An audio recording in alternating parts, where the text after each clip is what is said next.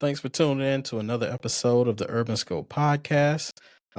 Please remember to like and subscribe to the content. And thanks for your continued support. I have another slew of topics today that I'll discuss.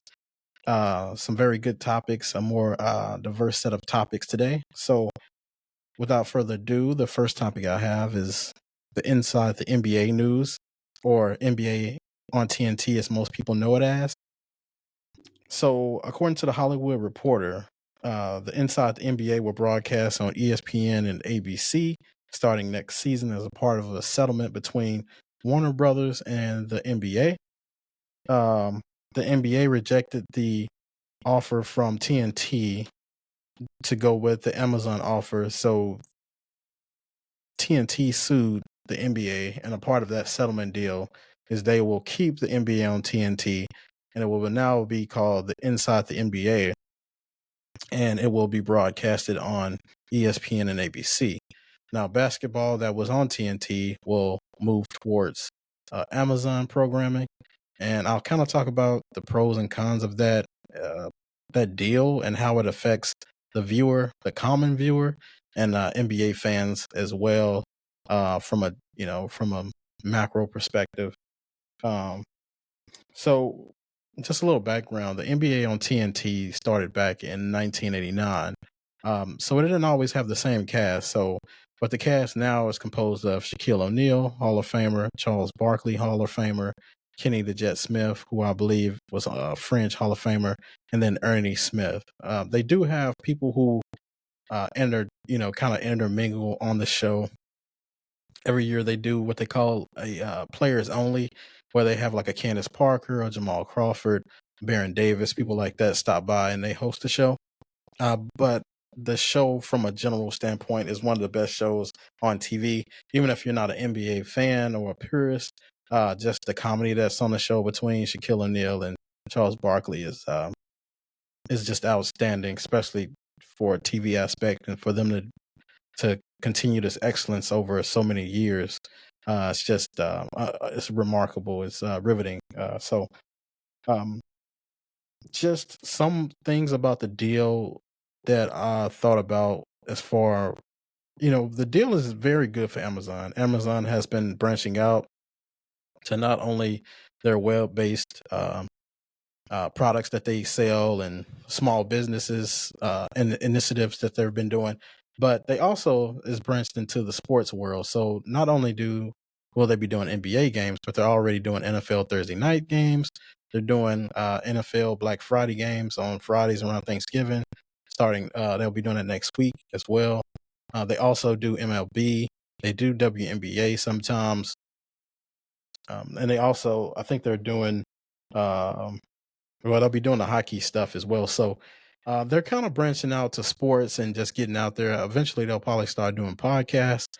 Holla at your boy if you're doing that. Um, they're they're just branching out all the way. It's a $1 billion, $1 trillion business, so they're trying to get their hands pretty much in everything. But for the common NBA fan, it's another burden to place upon you for watch a game. So not only now do you have to have the regular cable subscription, but you have to get Amazon now to catch some of those games. Uh, Probably on Tuesdays and Thursdays. That's the lineup that the NBA on TNT usually does. So I'm assuming on Tuesdays and Thursdays, those games will be on Amazon Prime. So you would have to need an Amazon Prime membership, which is another subscription that you have to add to your Netflix that you have, to your cable subscription that you already have to buy.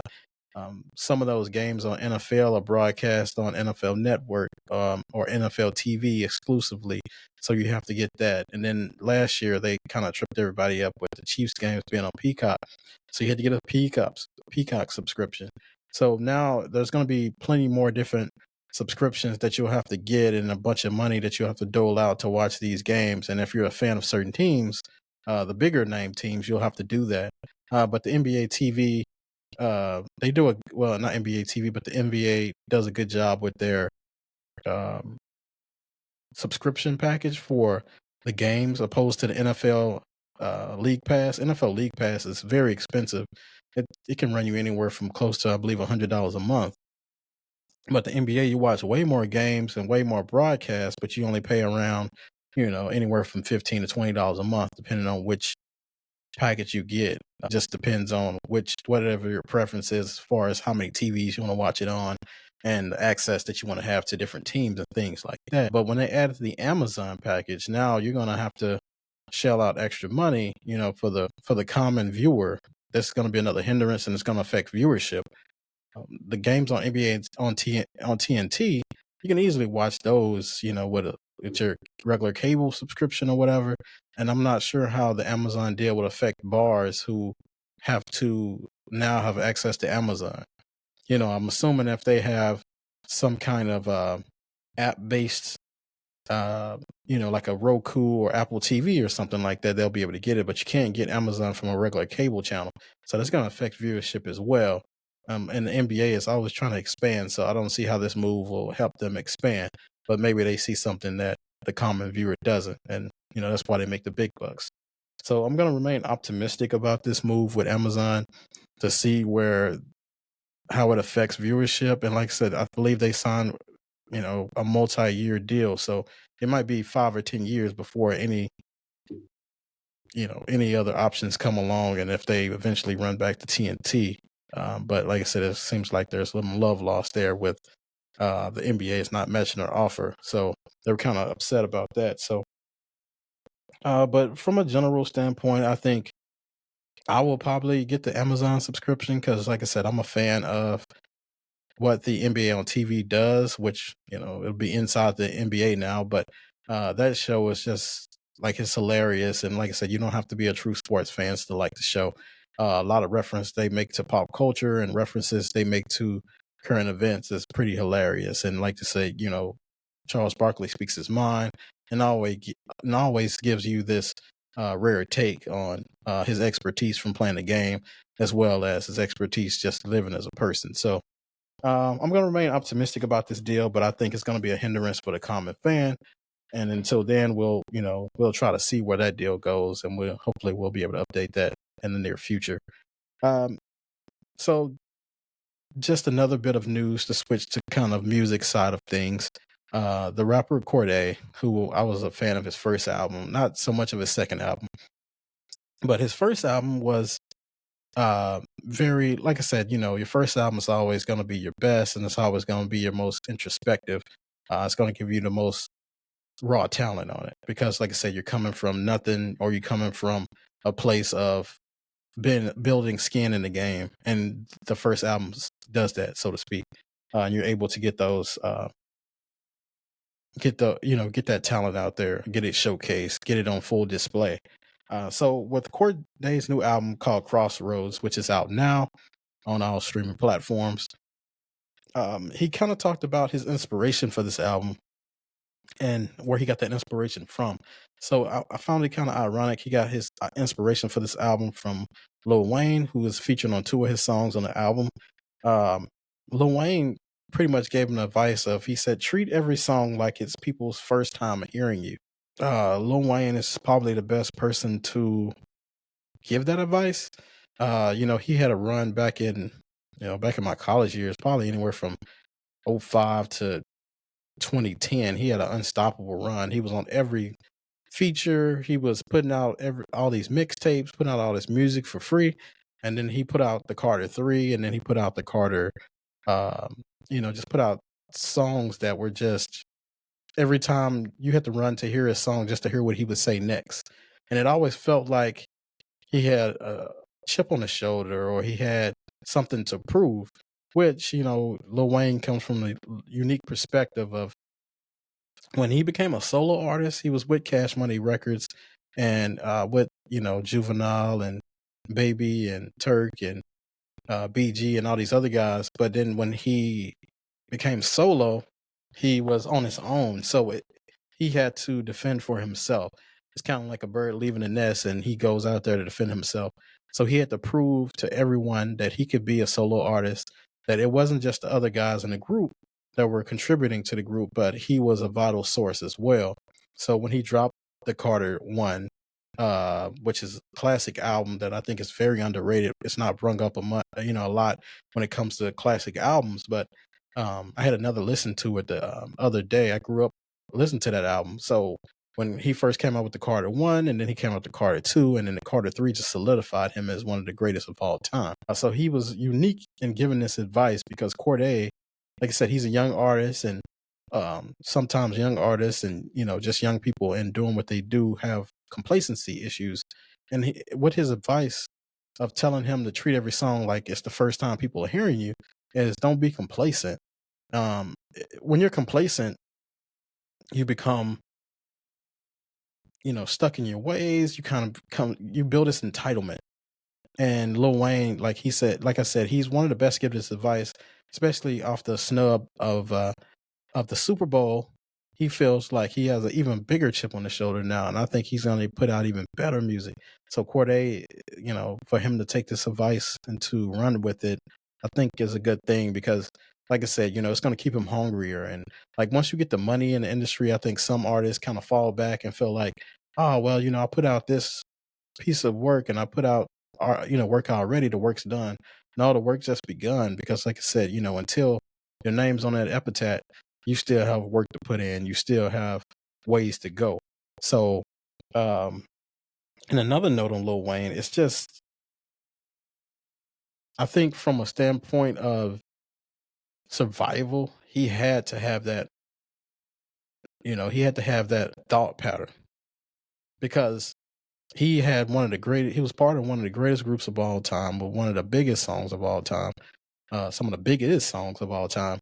And for him to go out and start from scratch, from completely nothing, and have to rebuild yourself from the ground up, it's just, it's just a good story to have. And who else better can tell you that than Lil Wayne? Because not only was, he was the youngest person in the group, but he probably was the least noticed in the group. Everything in the group was about Juvenile and it was about the other guys in the group. Because like I said, he was putting out albums or songs when he was 14, 15 years old. So he wasn't able to have the same subject matter as the other guys. And he wasn't seen like a little Bow Wow or something like that. But he was around, he had to grow up fast. So, and with a guy like Cordae, who doesn't have like a huge backing or was a part of a big group, he had to kind of build himself from the ground up. And, uh, like I said, he's gonna have to continue to build that. But I'll definitely listen to the album and try to figure out. I listened to a couple songs already. I haven't gave it a full listen yet. But once I give it a full listen, try to give it my review on it and try to see how he's grown from his first album and the second album as well. Because his first two albums charted and peaked at number 13 on the charts.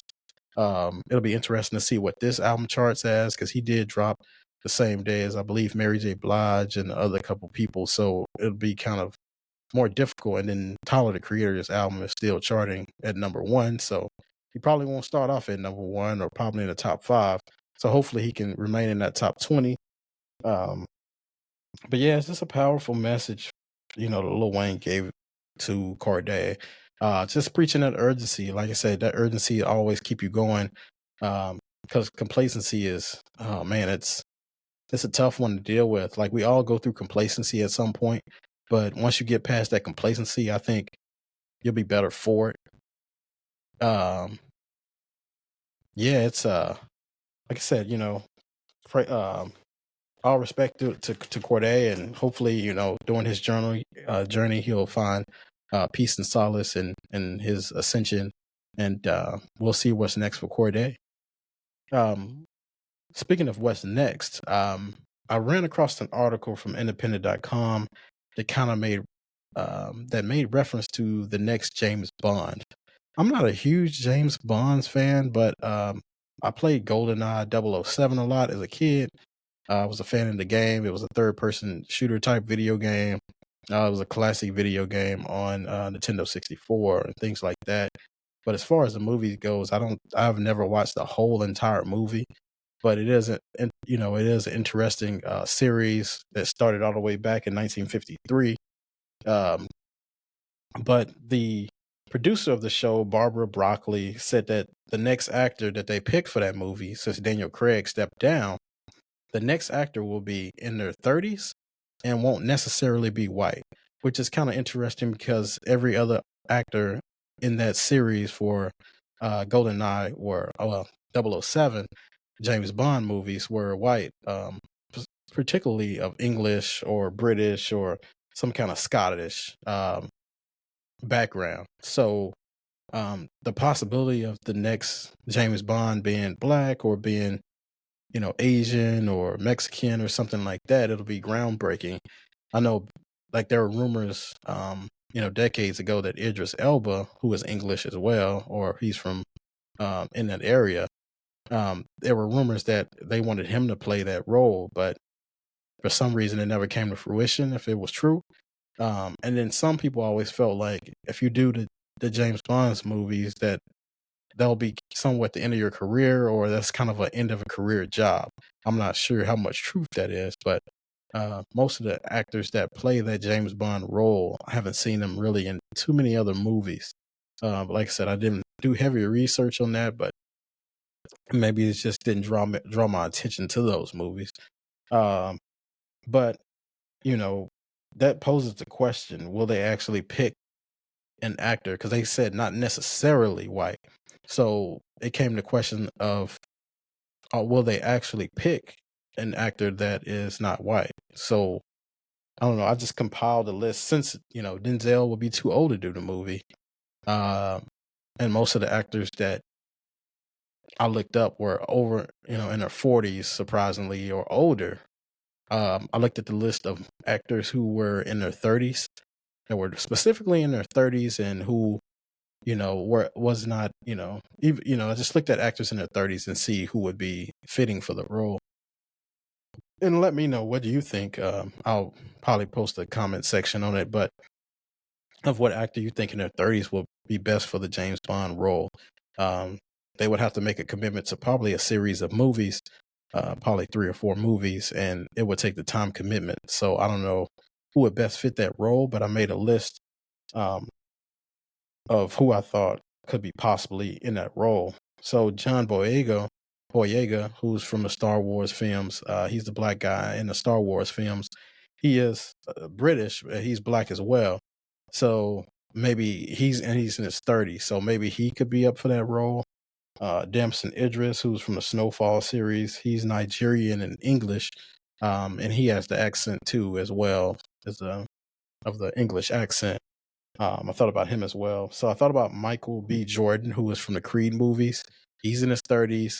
Um, and then Daniel Kaluuya, who's in the Get Out movie, and he's in Judas and the Black Messiah, um, which I don't think he's smooth enough to do that role. Most of those actors I just named, I don't think would be smooth enough to do that role, other than maybe Michael B. Jordan. And that role doesn't, I don't think, take a lot of, it's not an exhausting role. It's more smooth and more smooth killer type. So I think Michael B. Jordan might be the best in that role. But I made a more likely list as well, and those mostly were white actors. So Robert Pattinson from the not Hunger Games, but Robert Pattinson from the, I think he was in the Twilight movies. He's in his 30s and could play it. Jesse Plemons, who played on Breaking Bad, he played um, the character in season 5 who family end up, killing off Walter White's brother-in-law. I don't think he's smooth enough for that role, but he's in his 30s, so I'll put him in the list. Glenn Powell, who I think will be perfect for that role. He played in the Twister movie, and he also played in Top Gun a little bit. I think he'll be perfect for that role because he's kind of smooth. He's tall, and he's more of the heartthrob type to play that type of role. Zac Efron, who played in the Ted Bundy movie and played in a bunch of other, like, kid type movies in his younger years. I think he would probably be good for that role. Like I said, he's a very good actor. His acting in Ted Bundy just enlightened me to a whole nother side of him that I didn't see before, that I thought he couldn't do. So he would probably be good for that role as well. Liam Hemsworth, who's from the Hunger Games, I'm not sure he would be good for that role, but like I said, he probably fits the mold. And then Daniel Radcliffe from Harry Potter, who I don't think would be good for the role, but he was in his 30s and he's kind of a A-list actor. So I thought he would be maybe considered for the role as well.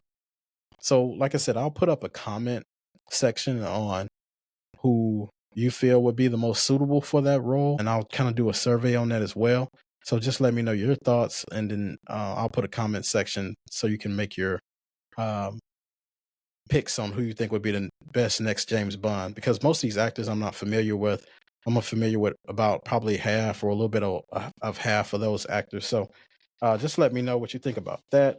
And while we're on the topic of movies, I kind of ran across, or I didn't ran across an article, but I did a little research on movie theaters. So post and pre-COVID. So um, movie theaters kind of took a hit after COVID, just because of people couldn't go out to the movies. People didn't want to take risk on movies, so they didn't want to get sick, which is understandable. And I think just people's attention spans now are just shorter. A lot of people always say, "Oh, I don't have time to watch TV," or "I don't have time to do this and that."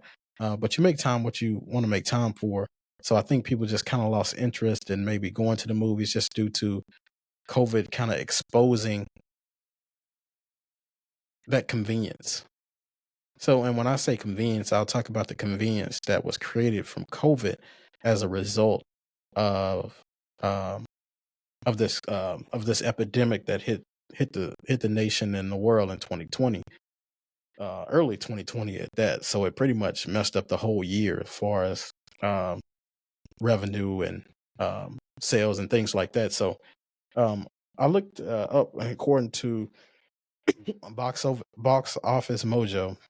So prior to COVID, um, they were making $10 billion a year in revenue from the movie industry, from moviegoers since 2009 all the way to 2019. It was until 2020, when the COVID year hit, that they saw a precipitous drop.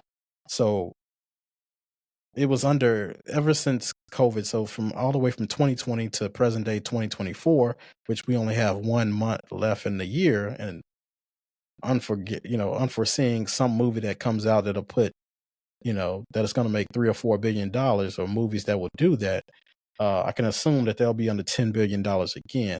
So every year since 2020, the movie industry's only made in revenue. Well, I want to say only because it's still a lot of money, but they've made under $8 billion. So, they made 2 billion here, 3 billion there, 4 billion. It has been increasing over the last couple of years, but with the advent of certain things, which I'll get into in a little bit, um, it kind of made it more difficult for them to make that revenue as far as movie theaters goes. I frequent the movie theaters a lot, but not even to watch the movies, but just to get the popcorn. Uh, and that made it a lot easier for me because, like I said, a lot of movies that's been out lately haven't interested my peak.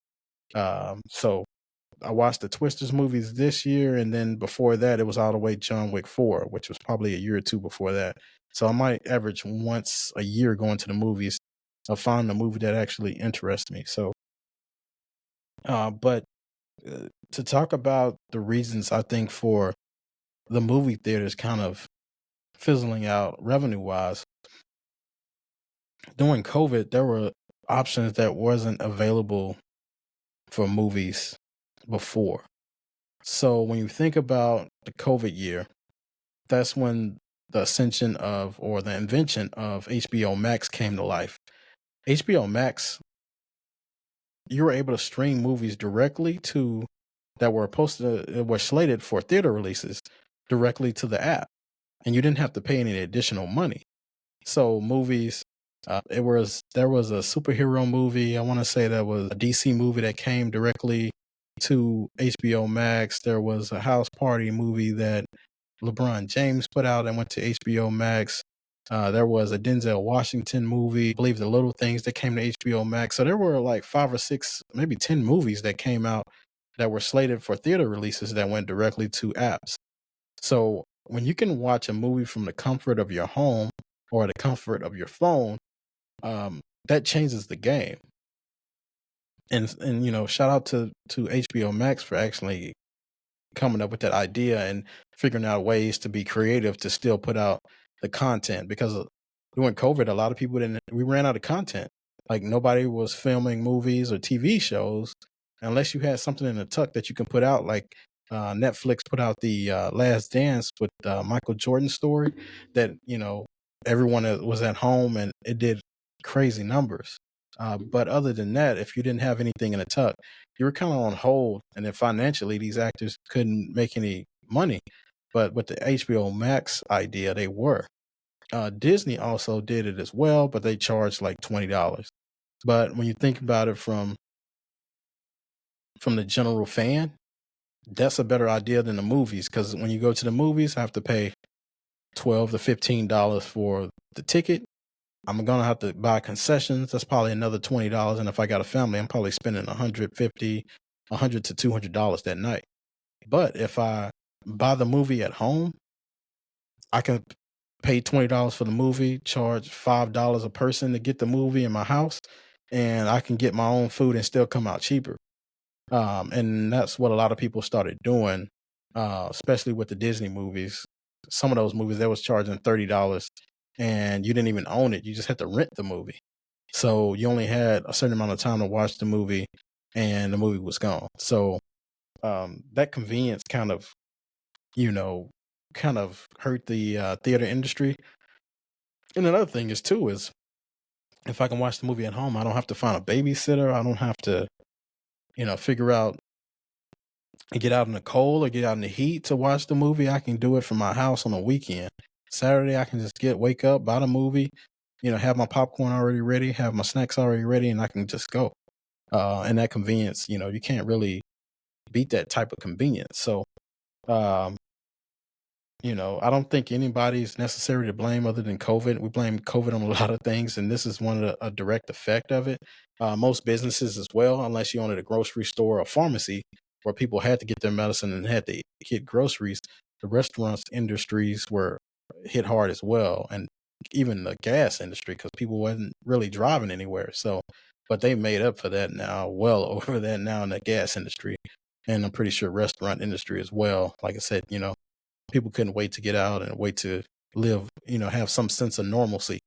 So, and I think also a thing that people didn't take into consideration with COVID is COVID taught independency for the youth.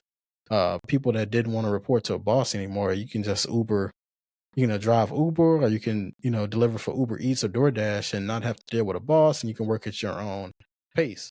But the thing about that is you have to have drive and be able to hold yourself accountable to make that money, because that money is not guaranteed. You have to work to get it. It's not like you just sign up and you just get a paycheck. People have to get out and go out and do the work. So it kind of taught some of the youth that, but it also taught other people as well that I can work from home and I don't need to report to an office and I can figure it out that way. So it wasn't all bad as far as COVID is concerned. It kind of taught us some things that we didn't need and some things that we need to figure out, like in the case of that this epidemic happens again. Hoping it doesn't, but now I think we'll be more prepared in case it does. So, um, so yeah, so hopefully the movie theaters figure it out and they'll be able to get to a place where they can recover from it. So my last bit of news today is regardless to the WNBA. That's one of my passions. The WNBA draft lottery was yesterday, and we now know the order of who's drafting. I'll kind of go through some of the the top 7 picks. I think it's 12 in the first round, but mostly I'm going to focus on that top 7.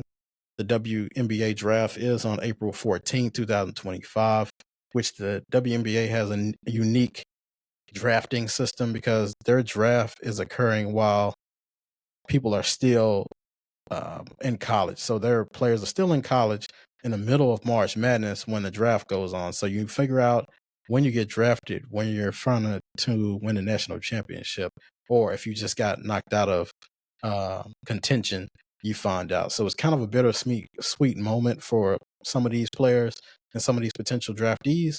So I'll go through the draft order and kind of talk about some of the top picks that are slated on the mock drafts to be drafted in the top picks. So, number 1 pick goes to Dallas Wings, who had a very bad season.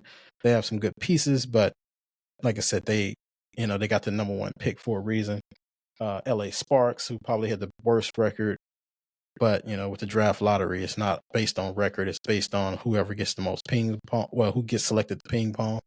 You have the Chicago Sky at 3, Washington Mystics at 4, Golden State Valkyries at 5, who are an expansion team, a new team that they just added. And 6, you have the Washington Mystics, who got that pick from Atlanta. So they have 2 picks in the top 7. And then the New York Liberty, who are the defending champs, have the 7th pick. So it's going to be interesting to see because, like, all of these teams need something. The Liberty really, you can argue that they don't really need anything, but you can always use something. The Mystics should be better from this draft because they got 2 of the top picks within the top 7. So they should be able to get some good pieces and get some good contribution. Like I said, it might take time to mesh because you do still have young players and you'll have to figure it out in the chemistry and all that. And you only have 40 games to figure it out, opposed to NBA players who have 82 games to figure it out. So you're working with half the games, less than half the games, to figure the chemistry out to try to make a playoff run. And with the extra team, it's going to be a little bit more difficult next year. So, and then the Chicago Sky as well. Like I said, they have 2 of the young players, Angel Reese and Camila Cardoso, who are trying to figure it out. And like I said, they have the rebounding and the defense. They just need more scoring. And I think this offseason, they'll work on that scoring piece and work on their post moves and try to figure out more scoring. But they do need a point guard. And let me talk about the top. According to the mock drafts, who are the top players to come off the board.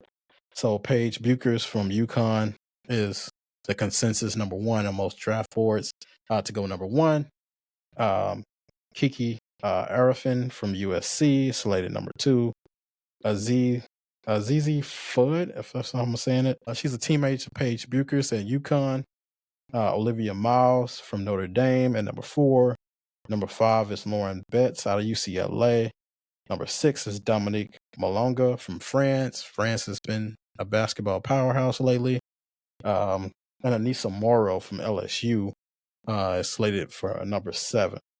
And then some of the notables that I didn't see high on the draft boards, but some of these notables I've kind of had a liking to and saw them play and saw their game. And think they would be immediate contributors to the WNBA because I think their skill set transfer over. It's kind of like a running back going to the NFL. Those skills transfer over immediately because it's just plug and play, opposed to a quarterback or cornerback and things like that. So Tahina Powell from the South Carolina Gamecocks. I think with her shooting ability and her ability to shoot the 3, and she's a natural shooter, I think she'll be a good addition to any team because every team could use scoring, but I really hope she would go to the Chicago Sky. They have a lot of youth already on that team, but, adding a shooter, they need a shooter. I mean, they only have Kennedy. They have Kennedy as a point guard who's very Iverson-like. But she can work on efficiency, but she's not a natural shooter. She's a scorer, and there's a difference between a shooter and a scorer. The shooter can, shoot long range shots and things like that. The scorer just can get you a bucket when you need it, but it's not always efficient. So, Raven Johnson, also from South Carolina, the South Carolina Gamecocks, she's a very good defender. She's not much of a scorer, but she can pass and facilitate the offense. She kind of reminds me of a Draymond Green. She's not going to affect you with the scoreboard. She's going to affect you with her play. In the championship against the Iowa Hawkeyes, she did a very good job on Caitlin Clark. She got a steal on Caitlin Clark right before the half. That was very pivotal in the game, the swinging of the momentum. So Raven Johnson, like I said, she's not going to wow you with her stat sheets, but she's going to, when you look at the tape, you're going to see how she affects things with her defense and the way she facilitates the offense. And then also Haley Van Lith, who, she played at USC. I mean, not USC. She played at LSU. She was a very good defender. She kind of struggled against Caitlin Clark, but most defenders will, especially being a smaller set than Caitlin Clark. But, as far as hard, I think she kind of takes on uh, Kim Mulkey, how she played when she was, in college and things like that. So I think she's a very uh, tough player, and she would be a great addition to any team. Now she might be like a six man. I wouldn't, say she's a starter. But with the expansion of these teams, a lot of these people are gonna, a lot of these players are gonna have to step up and be ones instead of being, six man. They might have to be in the starting lineup, which I'm very interested to see that integration of all these additional players, especially with the Golden State Valkyries. They're gonna have to do an expansion. They're going to grab players from other teams, which is going to create more jobs for the WNBA and those players who want to get their name out there and get an opportunity. This expansion team is going to do that. So not only is the Golden State Valkyries going to be added, but they have plans to add in Toronto as well. And like I said, I hope they add Kansas City eventually within its next 5 years and see the growth of the WNBA, because like I said, that the league is just amazing. It's slept on because they don't do a lot of dunking. There's not a lot of drama. It's just strictly basketball for the purists. Um, so like I said, we'll keep it updated. Like once that draft happens, and keep you updated on college women's basketball throughout the year, and try to go through that process, and just excited to see the WNBA expand, and hopefully they'll be able to get those big mega deals here coming up soon with the ascension of Caitlin Clark and Angel Reese and others. It's just going to be an exciting time. So that's all I have for today's episode. Thanks for tuning in to this episode. Remember to like the videos, subscribe as well. And also, until next time, wait for the next time. Thank you.